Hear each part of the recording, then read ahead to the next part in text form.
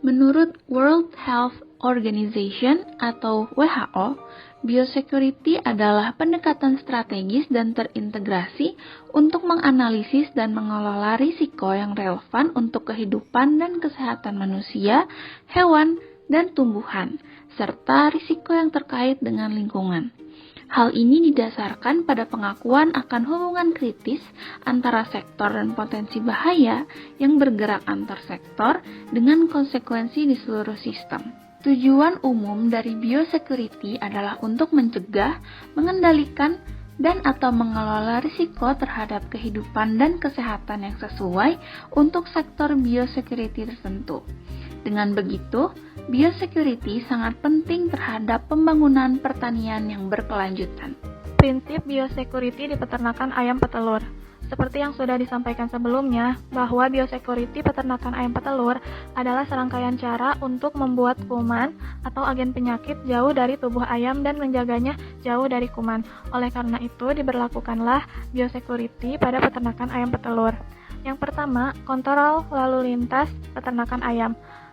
Dalam peternakan ayam petelur ini, lalu lintas adalah arus orang atau barang yang keluar masuk dalam lingkungan peternakan. Di area ini, kita harus memberlakukan kontrol terhadap karyawan, orang, atau tamu dan kendaraan yang masuk ke lingkungan peternakan.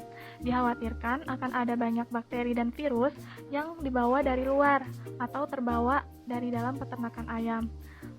Dengan kita memberlakukan kontrol yang ketat, maka resiko timbulnya penyakit pada ayam akan berkurang. Yang kedua, ada vaksinasi ayam secara rutin. Vaksinasi ini bertujuan untuk mencegah penyakit. Seperti yang kita ketahui bahwa ayam atau unggas rentan terhadap bakteri atau virus.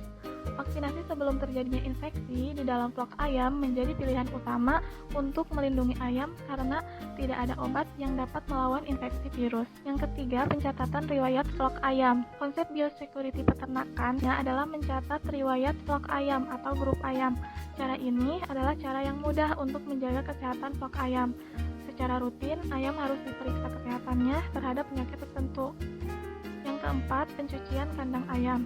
Pencucian kandang ayam harus dilakukan secara teratur. Biasanya, setelah flok ayam diangkat keluar kandang, tindakan selanjutnya adalah pembersihan dan disinfeksi terhadap seluruh kandang dan sekitar peternakan. Biasanya, alat-alat yang digunakan adalah seperti pengaduk, sekop, wadah-wadah pengangkut kotoran, dan lain-lain. Selanjutnya, kontrol terhadap pakan ayam. Biosecurity peternakan terhadap pakan ayam harus ditingkatkan, mengingat banyaknya agen penyakit yang dapat mencemari makanan. Yang keenam, kontrol air dalam peternakan. Dalam biosecurity peternakan, air adalah media penularan virus atau penyakit selain melalui pakan dan juga udara. Ketujuh, kontrol limbah. Kontrol limbah sisa-sisa produksi dan ayam mati. Sisa-sisa produksi atau limbah sudah jelas akan dijumpai dalam usaha peternakan ayam. Dalam biosecurity peternakan, limbah peternakan ayam ini harus dimusnahkan dan dijauhkan sejauh mungkin dari peternakan. Begitu juga dengan perlakuan ayam yang mati.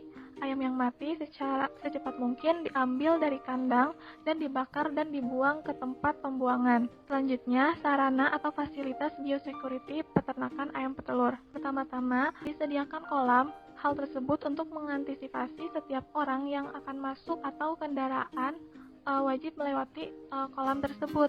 Hal tersebut untuk mencegah adanya penyakit yang masuk ke dalam peternakan.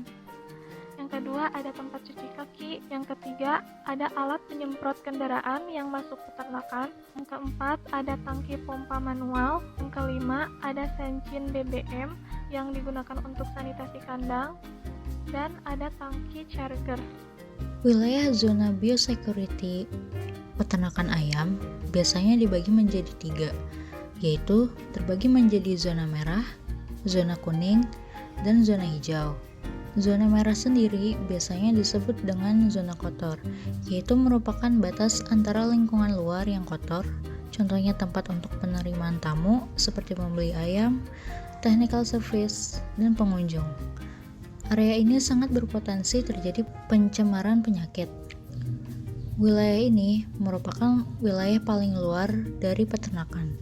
Selanjutnya ada zona kuning. Zona kuning merupakan zona transisi dari zona merah ke zona hijau. Area ini terbatas untuk truk, ransum, DOC, telur. Area ini hanya diizinkan bagi pekerja kandang. Sedangkan zona hijau sendiri ialah zona yang bersih dan di dalamnya terdapat unggas. Pada area ini harus menerapkan standar operasional prosedur sanitasi. Pembagian wilayah ini bertujuan agar ternak tidak mudah terserang penyakit dan penyakit dari luar tidak mudah dibawa ke dalam kandang. Alur atau tata cara biosecurity. Sebelum masuk kandang dilakukan penyemprotan disinfektan atau sanitasi. Fungsinya adalah sebagai sterilisasi guna mencegah penyebaran penyakit yang terjadi dan menular dari unggas ke manusia atau sebaliknya. Lalu di bagian dalam kandang yang pertama ada bird compliance. Itu seluruh SDM yang bekerja di area farm tidak boleh melakukan kontak dan berinteraksi dengan unggas di luar area. Yang kedua ada on-facility showers. Seluruh SDM wajib mandi sebelum masuk farm. SDM yang masuk kandang memakai seragam khusus. Yang ketiga ada integrated pest management. Itu menyediakan pencegahan dari hama seperti tikus yang dapat menyebabkan penyakit. Yang keempat ada complete house clean out. Membersihkan kandang unggas secara keseluruhan untuk membersihkan segala penyakit yang menempel pada peralatan kandang. Dan yang terakhir ada quality compliance and training. Itu pelatihan tentang biosecurity bagi seluruh SDM. Pembersihan kandang ternak. Bersihkan kandang dari sisa-sisa kotoran yang menempel. Pertama, aplikasikan insektisida. Usahakan kandang dalam keadaan tertutup agar serangga tidak masuk kandang. Yang kedua, cuci seluruh bagian kandang dan peralatan kandang dengan menggunakan disinfektan dosis rendah. Yang ketiga, semprotkan disinfektan seluruh bagian kandang, mulai dari lantai, dinding, pipa air minum, dan seluruh peralatan kandang. Dan yang terakhir, beberapa hari menjelang DOC masuk, aplikasikan insektisida ke lantai atau sekam sesuai dosis yang direkomendasikan. Selanjutnya yaitu ventilasi. Pada peternakan ayam, ventilasi merupakan hal yang harus diperhatikan sebagai bagian dari komponen kandang. Untuk peternakan ayam skala rakyat, ventilasi biasanya dibuat dari bahan-bahan yang ada di sekitar, seperti bambu maupun kawat. Sistem ventilasi ini juga dilengkapi dengan tirai sebagai penutup seluruh isi kandang. Tirai yang digunakan dapat terbuat dari plastik, lalu dapat pula dibuka dan ditutup secara manual. Lebar pembukaan tirai tergantung pada umur ayam. Ventilasi ini dibutuhkan agar sirkulasi udara lancar sehingga ayam menjadi nyaman. Selanjutnya yaitu penanganan ayam yang sakit maupun ayam yang sudah mati. Penanganan ayam yang sudah mati dapat dilakukan setiap hari pada pagi dan sore ketika akan memberikan pakan pada ayam. Sebelum diberikan pakan, maka dilakukan pengecekan di setiap kandang. Apabila ada ayam yang mati, maka harus segera diambil supaya tidak menular ke ayam yang sehat. Pada peternakan skala rakyat, penanganan ayam yang menunjukkan indikasi sakit dilakukan segera isolasi atau pemisahan ayam ke kandang khusus. Sementara untuk penanganan ayam mati dapat dimusnahkan langsung dengan cara pembakaran. Pembakaran ini bertujuan supaya limbah penyakit dari ayam tidak menular.